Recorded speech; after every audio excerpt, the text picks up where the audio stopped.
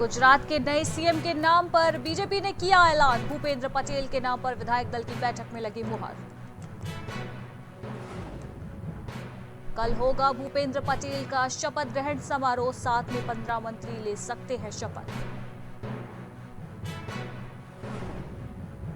उत्तर प्रदेश के रायबरेली पहुंची प्रियंका गांधी ने हनुमान मंदिर में की पूजा अर्चना। संगठन की बैठकों में लेंगी हिस्सा। योगी सरकार के विकास की तस्वीर को लेकर हंगामा। टीएमसी और आप ने साधा निशाना।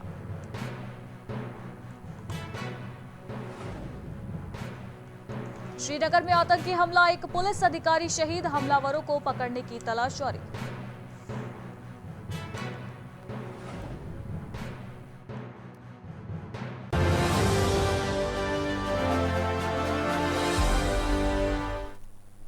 नमस्कार, पहाड़ समाचार में आपका स्वागत है। मैं हूं आपके साथ अनुष्का सिंह।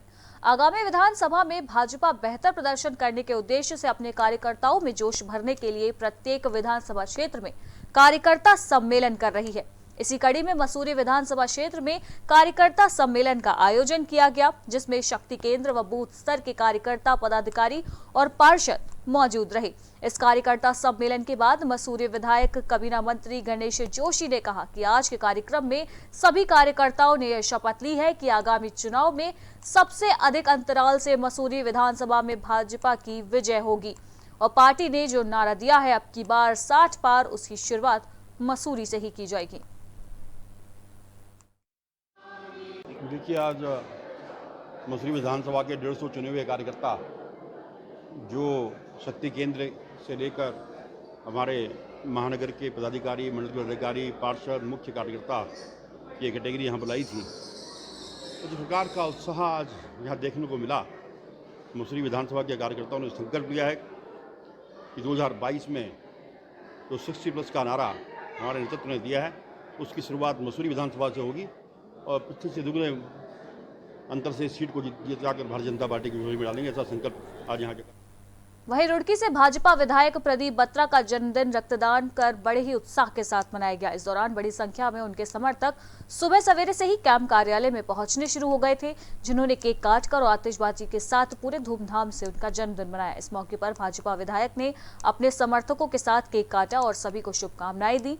वहीं भाजपा विधायक प्रदीप बत्रा ने कहा कि जनता ने हमें जितना प्यार दिया है और सहयोग दिया है, हमें अपना प्रतिनिधि बनाया, तो हमारा भी फर्ज बनता है कि हम उतना ही करें जितना जनता हमारे लिए सोचती है। रुड़की विधायक प्रदीप बत्रा ने कहा कि आज लगभग 200 यूनिट ब्लड दान किया गया है। देश के लिए कुछ कर सके, हमारा सौभाग्य है और अगर हमारा खून का कतरा भी किसी के काम आ सकता है तो हम देने के लिए तैयार हैं। हमें जनता ने प्यार दिया, प्रेम दिया और जनप्रतिनिधि बनाया, तो हमारा फर्ज बनता है कि हम लोग सेवा करें। आज डेंगू से, मलेरिया से लोग परेशान हैं, खून की ज़रूरत है लोगों को, तो वाइट ब्लड सेल, प्लेटलेट्स, जिसको भी चाहिए उसको ब्लड मिले। आज हमने कैंप का आयोजन यहाँ पर किया है, तो लगभग 100-150 यूनिट हम लोग ब्लड डोनेट करेंगे और देश के प्रति समर्पित रहेंगे और हमेशा सेवा। आगामी 2022 विधानसभा चुनाव को लेकर भारतीय जनता पार्टी के प्रदेश प्रवक्ता व भाजपा जिला देहरादून प्रभारी मयंक गुप्ता उत्तराखंड की विधानसभा सहसपुर आगमन पर कार्यकर्ताओं ने उनका भव्यता से स्वागत किया। सहसपुर विधानसभा दौरे के दौरान प्रदेश प्रवक्ता और जिला प्रभारी देहरादून मयंक गुप्ता ने सूर्य वेडिंग पॉइंट बड़ोवाला में भारतीय जनता पार्टी के पदाधिकारियों और कार्यकर्ताओं के साथ बैठक की। इस अवसर पर भाजपा प्रदेश प्रवक्ता एवं जिला प्रभारी ने भाजपा कार्यकर्ताओं में आगामी चुनाव को लेकर जोश भरने का काम किया है। वहीं उन्होंने कहा कि देवतुल्य भाजपा कार्यकर्ताओं की बदौलत ही आज भारतीय जनता पार्टी विश्व की सबसे बड़ी राजनीतिक पार्टी बन गई है। भारतीय जनता पार्टी लगातार पूरे समय संगठनात्मक गतिविधियां करती रहती है, बैठकों का आयोजन करती रहती है, पर अभी जब चुनाव बिल्कुल निकट आ गए हैं तो उसके निमित्त पूरे प्रदेश भर में सभी विधानसभाओं की बैठकें लेने के लिए प्रदेश के कुछ लोगों को नियत किया गया है। उसी क्रम में आज सहसपुर विधानसभा की बैठक में हमारे शक्ति केंद्रों के संयोजक, उनके प्रभारी और मंडलों के पदाधिकारी, मोर्चों के पदाधिकारी, प्रदेश तक के सभी कार्यकर्ता, विधायक जी, जिलाध्यक्ष जी, जिले के महामंत्री आदि सभी प्रमुख, हमारे जनप्रतिनिधि, हमारे पार्षदगण, ये सब लोग इस बैठक में रहे हैं।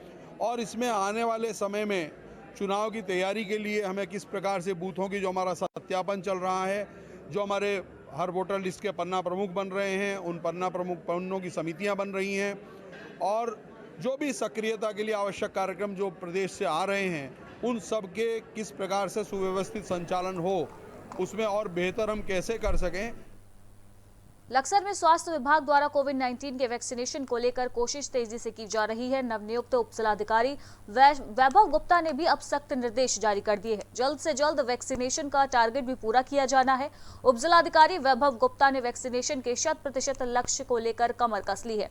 इसी क्रम में उन्होंने प्राथमिक चिकित्सा केंद्र का भी निरीक्षण किया। इस दौरान ग्राम प्रधान सहित गाँव के कई लोगों को वहां पर बुलाया गया और उनसे विचार विमर्श किया गया। वैभव गुप्ता ने बताया कि गांव के मुख्य लोगों को बुलाकर और स्वास्थ्य विभाग के साथ विचार विमर्श किया गया है ताकि जितना जल्दी हो सके सभी को वैक्सीनेट किया जा सके।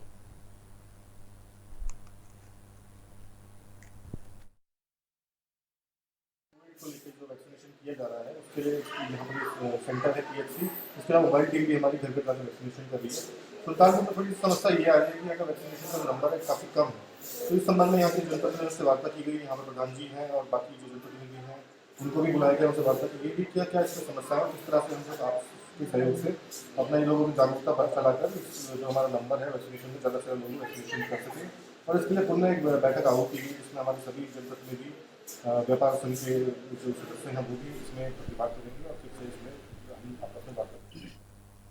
किसान मजदूर संगठन सोसाइटी की मासिक बैठक संपन्न हुई। मासिक बैठक की अध्यक्षता मोहतासिम और संचालन जिला सचिव अरुण कुमार सैनी ने किया। बैठक को संबोधित करते समय महक सिंह सैनी एडवोकेट राष्ट्रीय प्रवक्ता ने कहा कि संसद द्वारा 2020 में किसान विरोधी कानून पारित किए गए हैं। वहीं वस्तु संशोधन अधिनियम 2020 को पारित कर किसानों के हितों के विपरीत उसे लागू किया गया है। वहीं पूरे भारतवर्ष का किसान उक्त तीनों कृषि कानूनों का विरोध कर रहा है। महक सिंह सैनी का कहना है कि उपरोक्त तीनों कानूनों को लागू होने से किसानों के साथ व्यापारी के साथ भी इस वक्त धोखाधड़ी हो रही है। किसानों के साथ व्यापारी धोखाधड़ी करने पर उतारू है और किसान अनावश्यक रूप से विवाद में फंस जाएंगे। इसी के साथ एसडीएम रुड़की के माध्यम से ज्ञापन सौंपते हुए तीनों कृषि कानूनों को जल्द से जल्द रद्द करने की भी मांग की गई है। एसडीएम माध्यम को हम जो ज्ञापन देना चाह रहे हैं, अभी हम अपनी समस्याओं को देंगे, जो दे दिया है वो हमने अपनी समस्याओं को अवगत कराने के लिए दिया है। क्योंकि जो अभी अध्यक्ष जी ने बताया कि दिल्ली में हमारा धरना चल रहा है किसानों का 3 कृषि बिल को लेकर, और जो अपनी और भी जो समस्याएं हैं आम जनता की, उन समस्याओं को लेकर जो एसडीएम महोदय को ज्ञापन दिया है, हम उसकी समस्या माननीय प्रधानमंत्री, माननीय राष्ट्रपति, माननीय मुख्यमंत्री जी तक पहुंचाने का संदेश का काम करेंगे। हमने जो अभी 2020 में संसद द्वारा जो 3 कृषि कानून किसान विरोधी पारित किए गए हैं, उनके रद्द करने की हमने आज यहाँ ज्ञापन देकर मांग की है। आज हम तमाम साथियों ने यहाँ एक ज्ञापन तैयार करके एसडीएम महोदय रुड़की के माध्यम से महामहिम राष्ट्रपति जी को ये ज्ञापन भेजा है कि जो 2020 में किसान विरोधी 3 कृषि कानून पारित किए गए, उसका पूरे देश का किसान।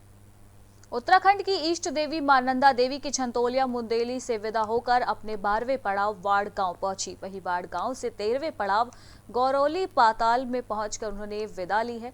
आपको बता दें कि मां नंदा देवी का ससुराल क्षेत्र वाड़ गांव से प्रारंभ हो जाता है। यहां से मां नंदा देवी के धर्म भाई लाटू देवता लोक जात के मुखिया के रूप में अगवानी करते हैं। सोमवार को नंदा सस्तमी अकुम कथा भरनी तिथि के वेदनी बुग्याल से वेदनी कुंड में मां नंदा देवी की पूजा अर्चना की जाएगी। लोकजात आज गौरोली पातल में रात्रि विश्राम करेगी। सैकड़ों लोकजात के यात्री भी मां नंदा के जयकारों के साथ मां नंदा देवी के साथ चल रही है।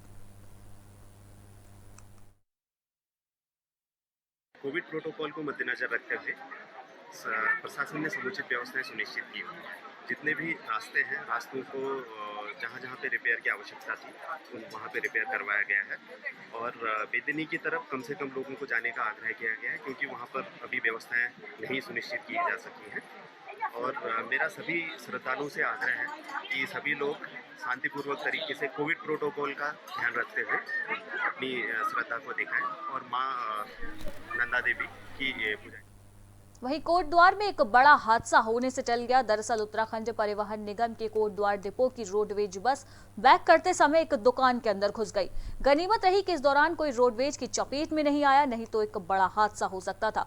दरअसल परिवहन विभाग की अधिकतर रोडवेज बसें सड़क पर ही खड़ी रहती हैं। कोटद्वार डिपो की कार्यशाला की क्षमता इतनी नहीं है कि सारी रोडवेज बसों को अंदर खड़ा किया जा सके, जिस कारण रोडवेज बस स्टैंड के बाहर खड़े होने को इस वक्त बस मजबूर है। वहीं बस स्टैंड अत्यधिक व्यस्ततम सड़क मानी जाती है, वहीं लोगों की आवाजाही भी ज्यादा रहती है। हालांकि हादसे की वजह से दुकानदार को भी भारी नुकसान पहुंचा है।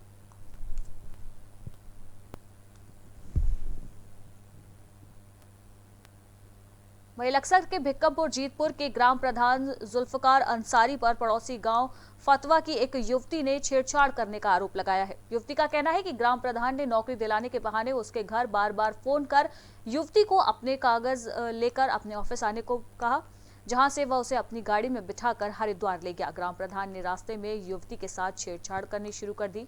युवती द्वारा जब विरोध किया गया तो ग्राम प्रधान ने युवती की कनपटी पर तमंचा लगाकर जबरदस्ती दुष्कर्म करने की कोशिश की। वहीं युवती किसी तरह से अपनी जान बचाकर वहां से भाग गई और उसने सारी वारदात अपने घर वालों को बताई, जिसके बाद परिजनों की तहरीर पर भिक्कमपुर पुलिस चौकी में शिकायत दर्ज कर ली गई है। भिक्कमपुर ग्राम प्रधान जुल्फकार जी हैं, वे हमारी लड़की को नौकरी का जायजा देकर कहने लगी बेटा तुम्हारी नौकरी लगेगी। सैलरी उन्होंने बताई कि 3000 रुपये सैलरी है। नौकरी क्या बताई कि गांव में आपको जो वैक्सीन लगी हैं गांव में उनका सर्वे करना है। फिर क्या हुआ?